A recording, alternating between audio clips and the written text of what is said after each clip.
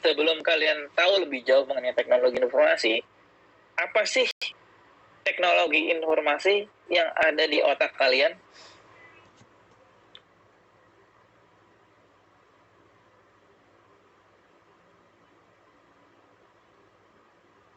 Come on guys, apa? Izin menjawab. Sosial media, terus device atau apapun itu yang berkaitan dengan teknologi yang menyampaikan sebuah informasi. Makanya di sini teknologi informasi merupakan istilah umum untuk teknologi apapun yang membantu manusia dalam hal membuat, mengubah, menyimpan, mengkomunikasikan, dan menyebarkan informasi. Oke, so jelas ya, teknologi informasi itu sesuatu benda berteknologi, yaitu benda yang teknologi itu mempunyai apa? Mempunyai sistem, mempunyai apa? Ya, mempunyai teknologi, ya, mempunyai sesuatu yang dapat berguna, gitu ya, untuk membantu manusia. Untuk apa? Ya tadi, membuat sesuatu, misalkan membuat tugas kelompok, membuat tugas kuliah, mengubah dalam arti kata editing foto. Nanti pasti kalian akan juga ngedit kan, ada tuh menyimpan file-filenya, menyimpan foto, menyimpan video, mengkomunikasikan. Apa mengkomunikasikan? Yaitu Zoom ini alat komunikasi bukan, ya kan?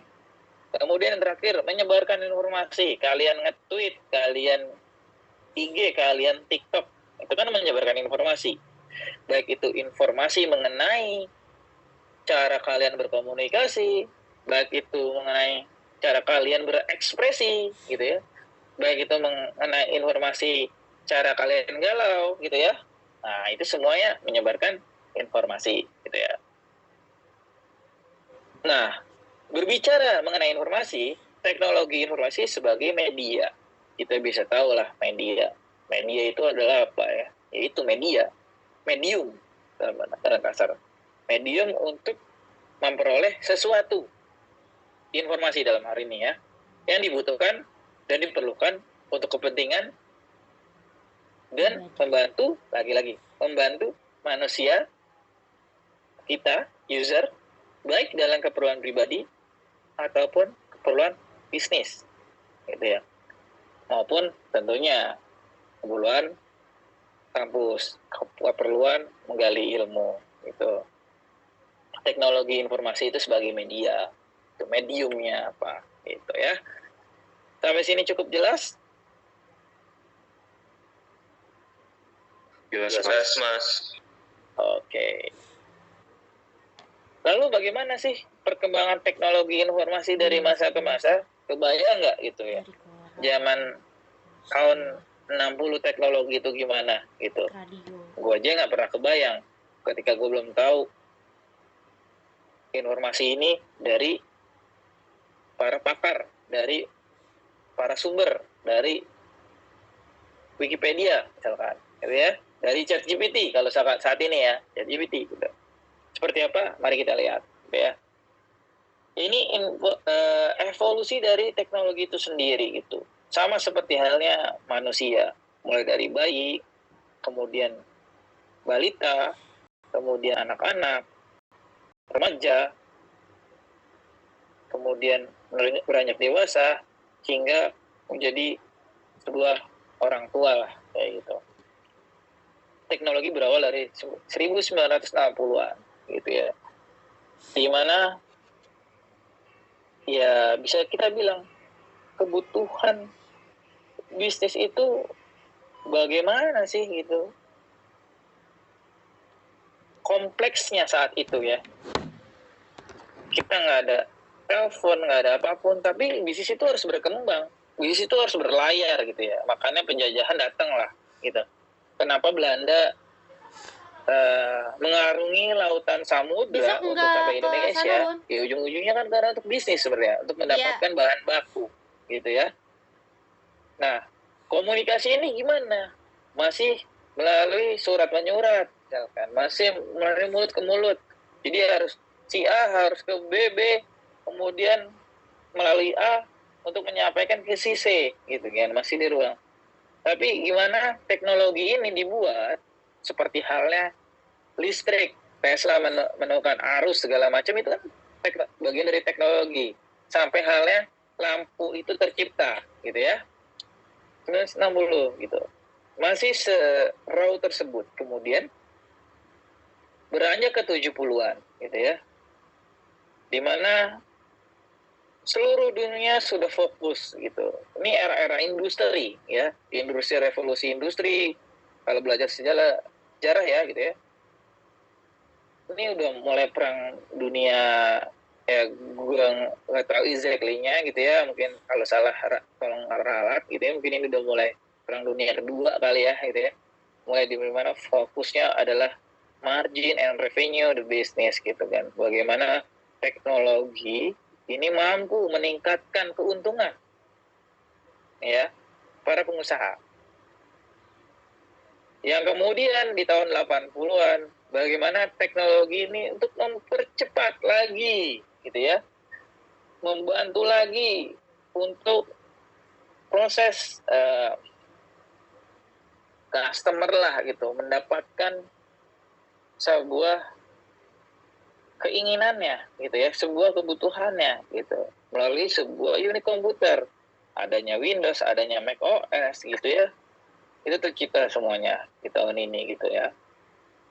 Kemudian berbicara mengenai internet gitu kan, internet pertama kali exactly-nya kapan itu bisa dicari di Google dimanapun sebetulnya sekarang, tapi sumbernya adalah dari militer AS.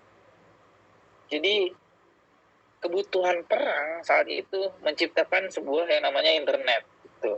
Internet ya lagi-lagi komunikasi gitu ya. Concernnya adalah sebuah komunikasi yang harus didevelop secara baik agar tidak terjadi kebocoran informasi. Jelas dong kalau perang strateginya itu harus dibuat secara rahasia, secara baik. Jadi melalui internet ini jaringannya lebih secure segala macam. Nah, beranjak ke tahun 90-an bahwa teknologi ini sudah beranjak remaja gitu ya. Mulai adanya e-commerce gitu. Mungkin di Indonesia belum mengadopsi e-commerce tahun 90-an, masih sering belanja ke yang namanya supermarket dan lain-lainnya gitu ya. Tapi di negara barat sana e-commerce itu sudah diperkenalkan untuk membantu masyarakatnya berbelanja dari rumah atau dari manapun gitu ya. Kemudian tahun 90-an ini sudah mengenal yang namanya feature phone lah gitu. Feature phone udah polyphonic segala macam lah gitu ya. Nokia 6600 segala macam. Nah, mulai tahun 2000-an itu udah mulai ada namanya BlackBerry, sudah berkembang pesat secara software. Dia sudah mulai secara komunikasi itu udah dua arah gitu ya teknologi. Terus kemudian di tahun 2010 itu lebih berkembang lagi, bukan cuma hotspot tapi kecepatan jaringan internet itu sudah mulai cepat, itu udah mulai dari 3G lebih sampai hingga hari ini gitu ya di 5G gitu ya. Itu semua sudah berkembang, bahkan saat ini gitu ya, saat ini machine learning atau dibilang teknologi itu udah belajar dari kita gitu. Teknologi sudah belajar dari kita apa sih yang diinginkan oleh masing-masing individu yang mengakses device mereka masing-masing gitu. Udah ngerti kebutuhannya, udah ngerti keinginannya gitu ya. Jadi needs and want-nya tuh udah tahu nih machine learning. Makanya muncullah iklan-iklan gitu ya. Searching di Google muncul iklannya di Instagram gitu. Searching di Instagram muncul iklannya di Google. Atau searching di Instagram muncul iklannya, rekomendasinya di Tokopedia atau Shopee dan lain-lainnya. Itu akibat machine learning, di mana teknologi ini mampu mempelajari keinginan manusia gitu. Bahkan saat ini bukan cuma keinginan, mampu membantu ya. Balik lagi, kebutuhan dasar teknologi informasi ini tercipta karena apa? Karena membantu kebutuhan dasar manusia, yaitu ChatGPT. mampu memproduksi copywriting, mampu memproduksi sebuah gambar visual atau video, ada Midjourney gitu ya. Terus kemudian masih banyak lagi, bisa kalian lihat iklan dimanapun, pasti bagaimana sekarang membuat video itu dengan mudah gitu, cuma dengan kita nulis prompt segala macam. Itulah kebesaran perkembangan dari teknologi informasi itu sendiri. Lalu yang tak kalah pentingnya adalah teknologi takkan ada, takkan berguna apabila tidak ada hardware dan software. Apa sih hardware dan software? Coba. Ada yang tahu hardware itu contohnya apa? Saya jadi menjawab, Mas. Ya. Kalau setahu saya, kalau hardware itu yang berhubungan dengan, jadi itu misalnya kayak laptop atau PC, itu bagian alat-alatnya gitu loh. Jadi sistemnya dia, yang bagian luarnya. Kalau software itu bagian kayak pengaplikasiannya gitu, kayak misalnya websitenya dia, terus kayak coding-codingnya gitu loh. Oke. Ada lagi yang lainnya?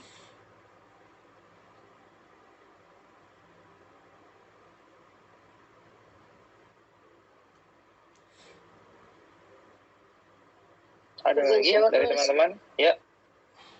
Kalau hardware-nya mungkin sama kayak Reza, kayak bentuk PC atau handphone atau laptop, perangkat yang mendukung untuk software yang di dalamnya. Software-nya seperti aplikasi atau perangkat lunak kayak sosial media atau komunikasi daring lainnya. Terima kasih, Mas.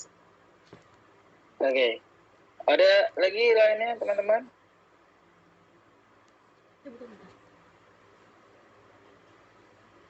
Gimana, teman-teman? Ada lagi?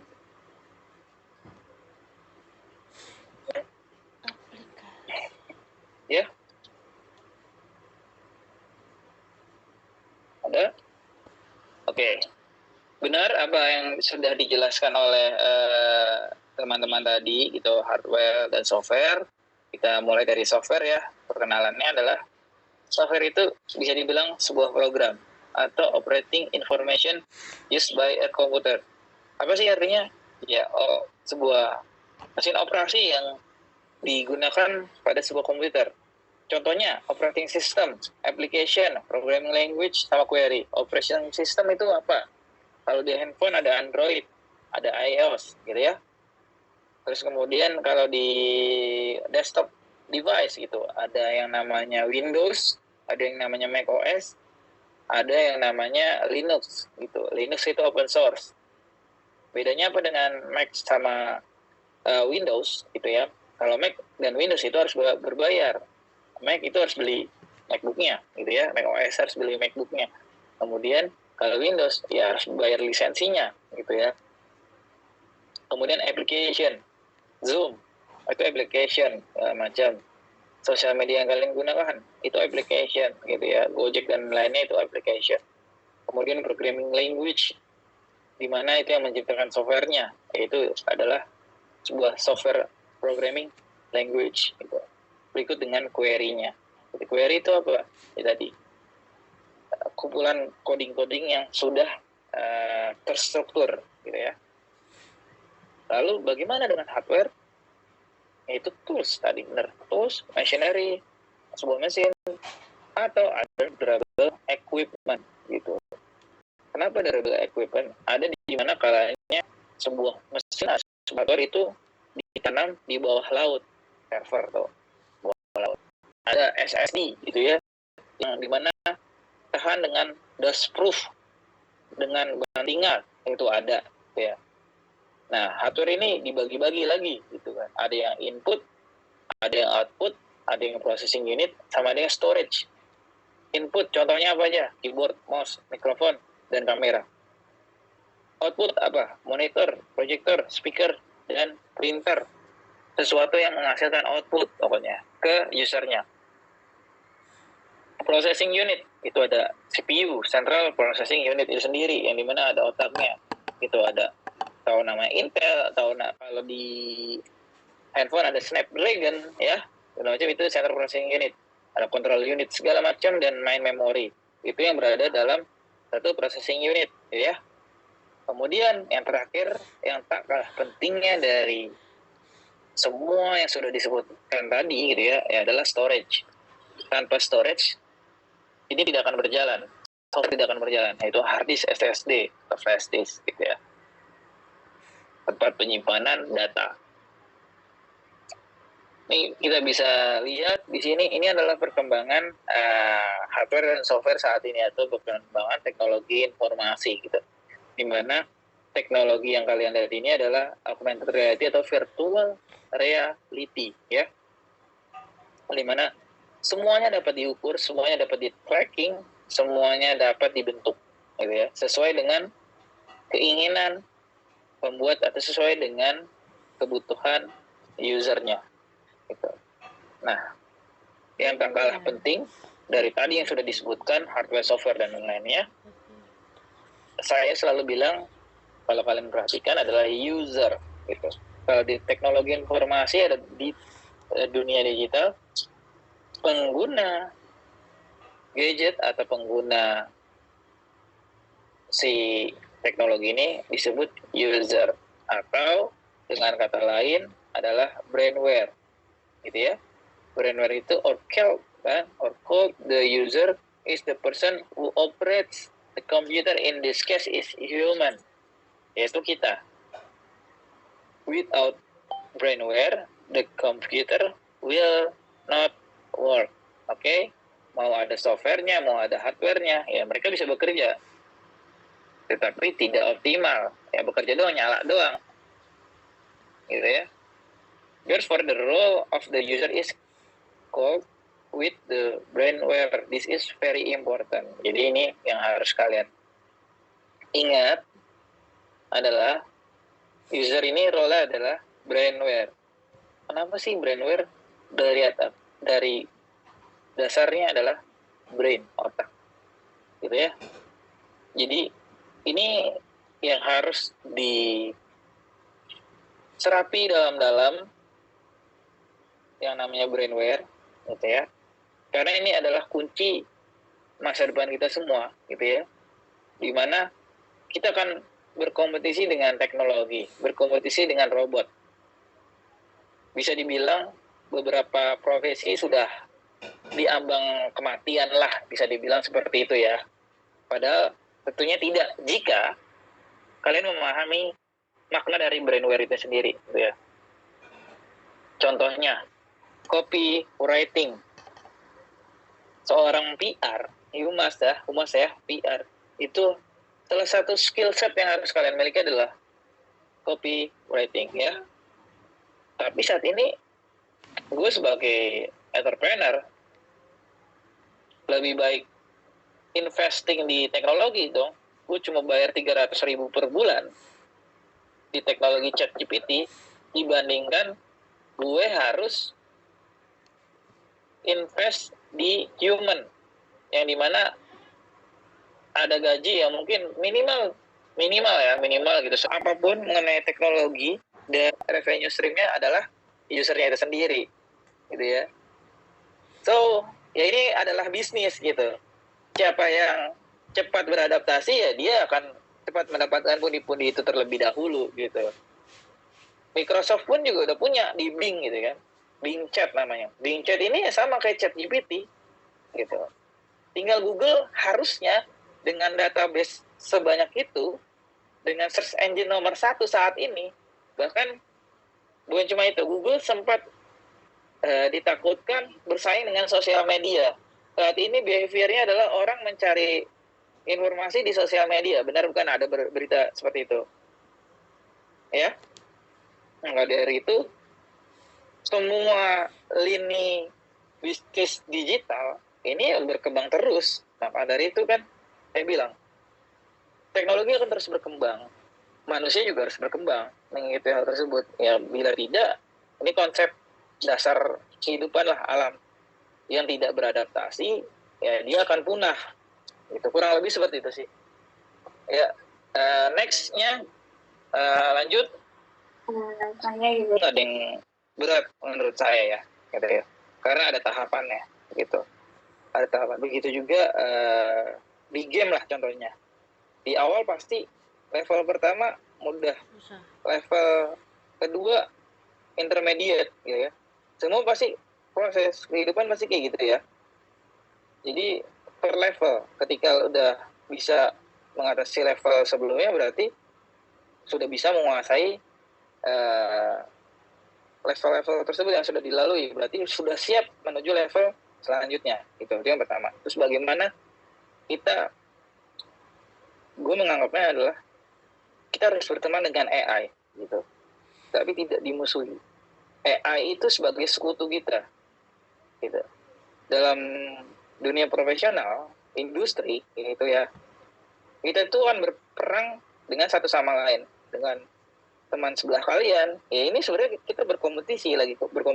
Saya pun sebagai dosen juga sedang berkompetisi dengan dosen-dosen lainnya gitu. Agar apa?